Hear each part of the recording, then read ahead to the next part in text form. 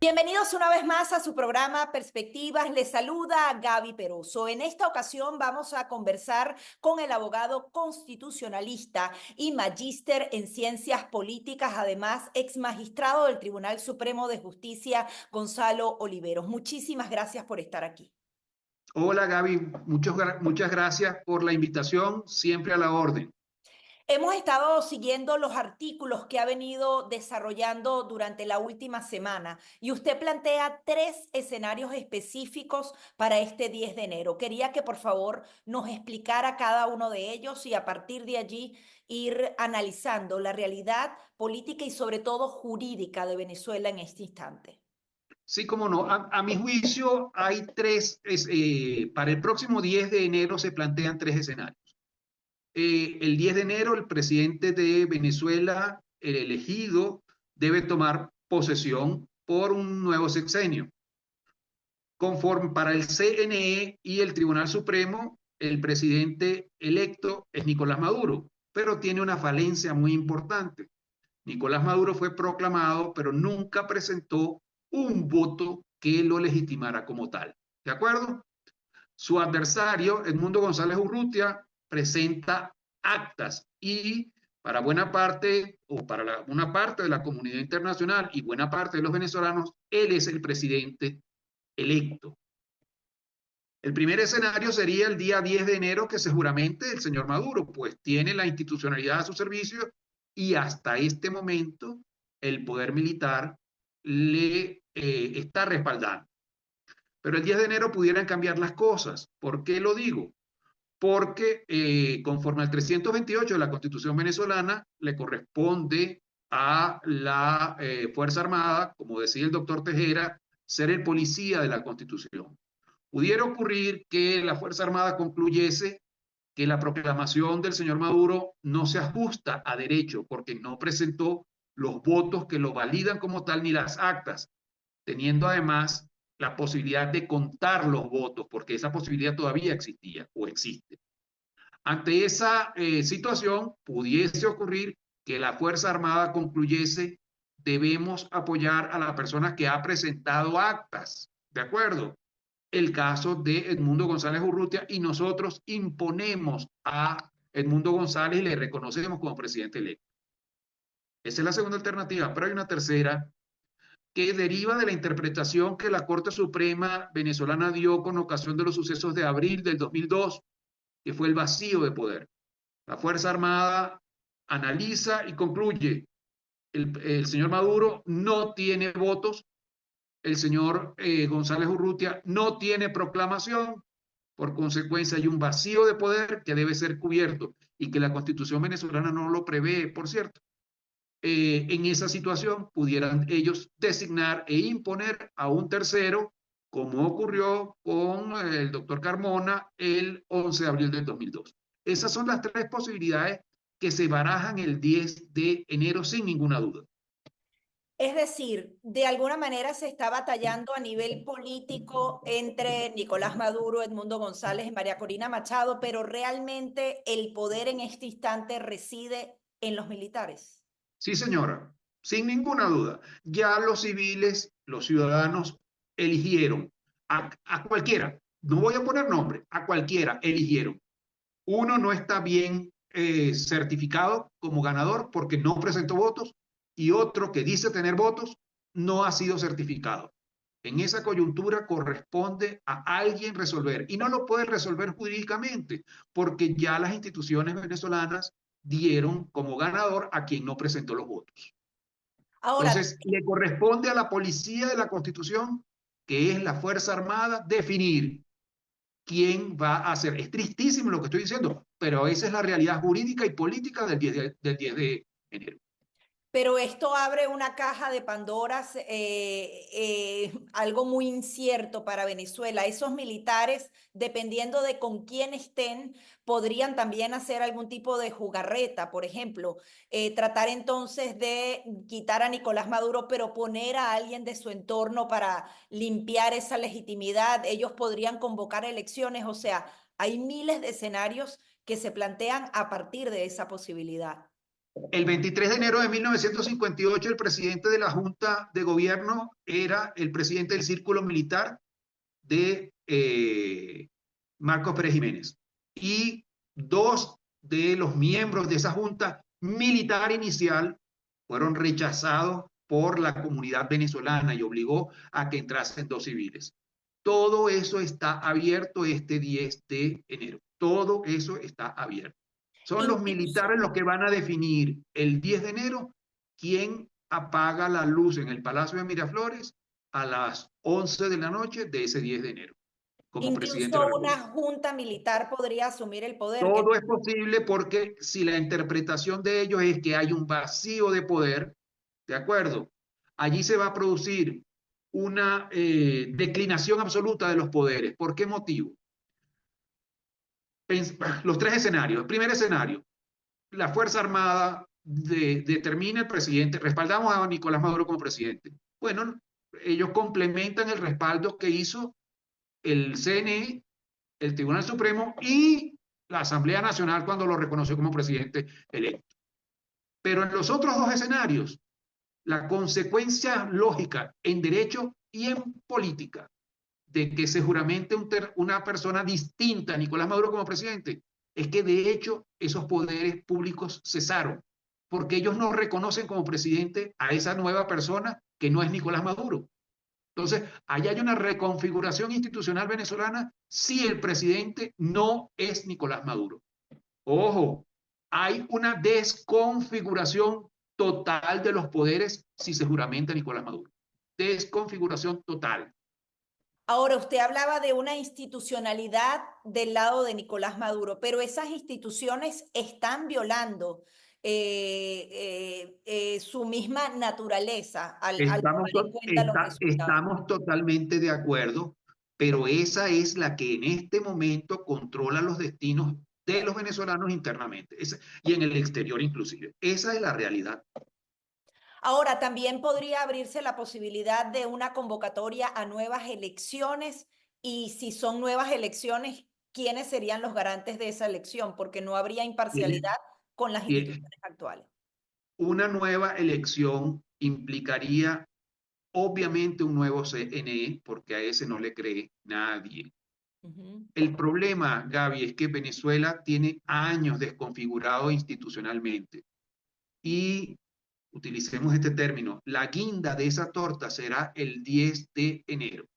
Si el 10 de enero se juramenta Nicolás Maduro, se configura totalmente la desinstitucionalización.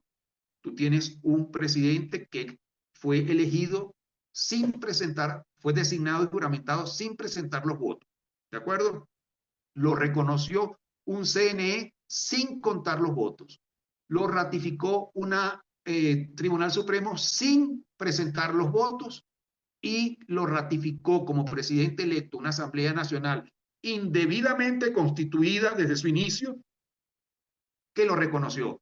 Entonces, bajo ese argumento, esa juramentación implicará una desconfiguración absoluta de los poderes. Si designan a otro o si juramentan a otro, quizás pudiera pensarse que ese tiene una institucionalidad válida, pero los demás no, porque los demás reconocían a Nicolás Maduro. Ese es el problema en el que estamos, un problema gravísimo. Hay también un papel fundamental que deben ejercer los militares en las calles de Venezuela, antes, durante y después del 10 de enero. Ellos justamente tienen un mandato constitucional y es hacer cumplir esa voluntad del pueblo, lo que haya ocurrido en las urnas, en la elección y adicionalmente proteger y no masacrar al pueblo venezolano. Coméntenos un poco los matices jurídicos a los que se enfrentan estos efectivos. El doctor Enrique Tejera París definía a la Fuerza Armada como los policías de la Constitución. ¿De acuerdo? En efecto, la Fuerza Armada, las fuerzas policiales siempre son la última instancia a la que uno recurre cuando todo lo demás falla. ¿De acuerdo? A ellos les corresponde hacer un análisis del 328 y ellos son los que van a definir si el CNE y la Fuerza y el Tribunal Supremo actuó correctamente ellos ratificarán la designación del señor Maduro.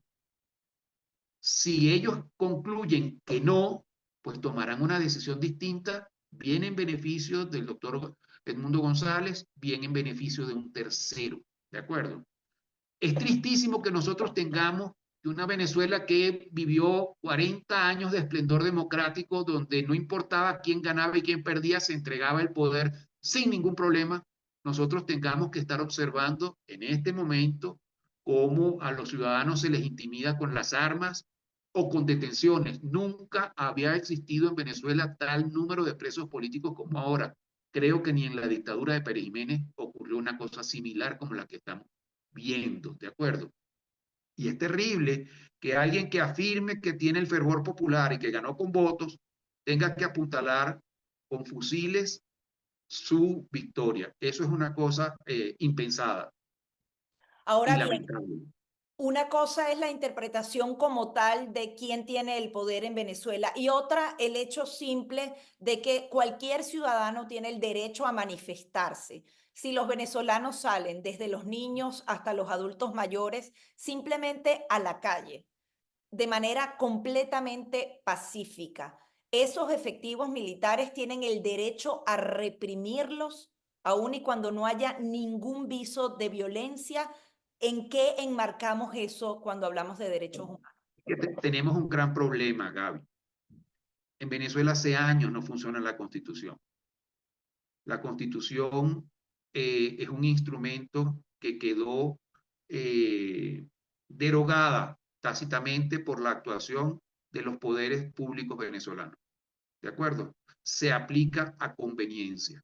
Si al gobierno le conviene, si a quienes ejercen el poder les conviene que se manifieste, pues la respaldarán.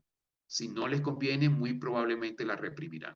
Allí le corresponde a las Fuerzas Armadas tomar decisiones. Estamos en un momento donde son ellos y solo ellos los que pueden definir el destino del país, más nadie. Ya insisto, los venezolanos, independientemente de cómo hayan votado el 28 de julio, dijeron queremos democracia. ¿De acuerdo? Gaby votó, sumando todos como 10 millones de personas de un electorado muy disminuido como consecuencia de la diáspora. O sea, el país se pronunció de que quiere resolver sus conflictos en democracia. Los políticos, quienes dirigen el poder, pareciere que quieren que eso no se resuelva de esa manera y es tristísimo y lamentable. Ahora bien, también está el derecho de los ciudadanos a defender sus votos. Coméntenos un poco esa posición que tienen, porque seguramente si nada cambia en Venezuela, ellos van a ser procesados. Yo sé que estamos hablando de un régimen dictatorial, pero yo quiero justamente fundamentar ese derecho que tiene el venezolano a salir a la calle y a defender su voluntad, lo que ocurrió en su cuadra, en su colegio electoral. Lo único que el venezolano tiene es la Constitución. ¿De acuerdo? Los artículos 333 y 350 son las normas que le permiten a él actuar y a eso tendrá que acogerse. La manifestación política pacífica está permitida. El problema es que los órganos del Estado solo la defienden cuando se respaldan sus intereses. De resto, es muy posible y lamentable que se vean persecuciones. Anoche vimos, por ejemplo, muy claramente el caso de Enrique Márquez. Enrique Márquez, candidato presidencial que perdió, pero que pregó institucionalmente el reconocimiento de el triunfo del que hubiese ganado siempre que se presentaran los votos. Ayer lo detuvieron. ¿Qué motivo hay para que lo detengan? ¿Qué motivo hay para que detengan a Carlos Correa, que lo que hace es defender derechos humanos? Yo lo he dicho en reiteración y lo he escrito. Lamentablemente en nuestro país, quienes allí viven están en libertad condicional. En cualquier momento, cualquier habitante venezolano, dentro de los límites de los 916.400 kilómetros cuadrados, puede ser detenido. Hay una realidad, hay varios países que siguen respaldando a Nicolás Maduro, pero a veces lo hacen de manera tibia. Veíamos recientemente las declaraciones de Gustavo Petro, que aseguraba que lamentablemente tras estas detenciones que usted mencionaba, él no puede estar de manera física en esta toma de posesión, pero de alguna manera le da el espaldarazo y hay diferentes matices. ¿A qué se enfrenta Nicolás Maduro si él decide atornillarse en el poder con respecto a cada una de estas naciones? Cada país toma sus decisiones en función de sus propios intereses, ¿de acuerdo? El gran problema que van a tener todos y cada uno de quienes apoyen lo que ocurre en Caracas y el señor Maduro se juramenta, es que en sus propios países podrá ser posible que se ponga de acuerdo un candidato con la institucionalidad y la fuerza militar para imponer sin votos a uno que no presentó los resultados. Esa es la gran lección de esto que está ocurriendo en Venezuela, es eso. Es posible ganar o es posible que te proclamen presidente sin presentar los votos. La postura del señor presidente Petro es muy distinta y la del presidente Lula son muy distintas a las de cualquier otro país del mundo. ¿Y por qué es muy distinta? Porque son ellos quienes comparten frontera con Venezuela.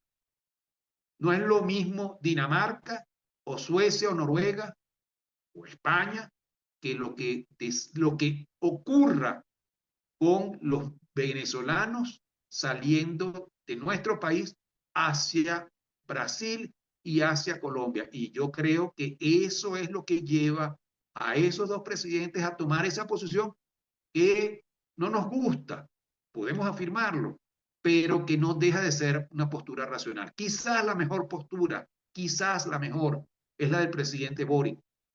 Hoy el señor canciller de su gobierno dio unas declaraciones perfectas. No puedo reconocer a quien no presentó resultados. Y los resultados oficiales no los tiene ni el señor Maduro ni el señor González Urrutia. Ante esa coyuntura, no vamos a reconocer a ningún gobierno interino porque ya lo hicimos una vez y cometimos un error, sino que no reconocemos a nadie.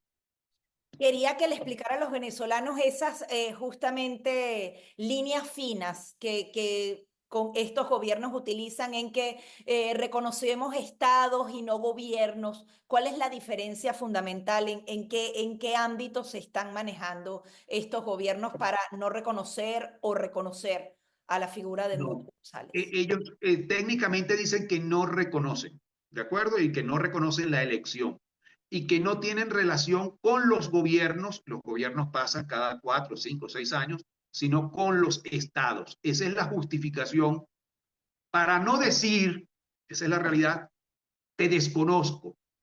Y no lo hacen, te insisto por lo que te estoy diciendo. Los países directamente más impactados en caso de un desconocimiento de que se reconozca internamente el triunfo de Nicolás Maduro y él se juramente, y existe una reacción interna de migración, son Colombia y Brasil porque son los que comparten fronteras con Venezuela. Ningún otro país del mundo en esos términos comparte, ¿de acuerdo? No es lo mismo Canadá que diga que desconoce a que lo diga ellos dos. Y agrego lo siguiente, una cosa importante, observemos que en esta visita que hizo Edmundo González Urrutia a Estados Unidos, él no se reunió ni con el presidente Trump ni con Marcos Rubio. Estamos hablando del presidente electo y estamos hablando del secretario de Estado. Se reunió con el asesor de seguridad nacional. No lo discuto, el señor Waltz, de acuerdo, el próximo, si el Senado lo ratifica. Pero ahí hay una lectura que hay que tener en cuenta, implícita, guste o no, en este tema geopolítico en el que estamos. O sea, ¿usted cree que puede haber un acercamiento directo entre la administración de Donald Trump y Nicolás Maduro? Mr. Trump es un hombre de negocios, es un businessman. Si él cree que para los intereses de los Estados Unidos es mejor tener acercamiento, lo tiene. Los Estados Unidos tienen esa característica y que yo creo que no es discutible. Ellos privilegian sus intereses. Nosotros los latinoamericanos habitualmente somos más sensibles y, bueno, el del otro. No, no, no, los norteamericanos, tú estás allá, son gente pragmática en función de sus intereses nacionales. El presidente Trump interpretará eso en función de los intereses de Estados Unidos. y él, insisto, es un businessman, es un hombre de negocio. Bueno, estaremos muy atentos a todo lo que pueda ocurrir. Muchísimas gracias por su tiempo. Con mucho gusto y siempre a la orden. Declaraciones de Gonzalo Oliveros, quien es abogado constitucionalista, fue magistrado del Tribunal Supremo de Justicia y además tiene un magíster en ciencias políticas. Hasta aquí nuestro programa Perspectivas.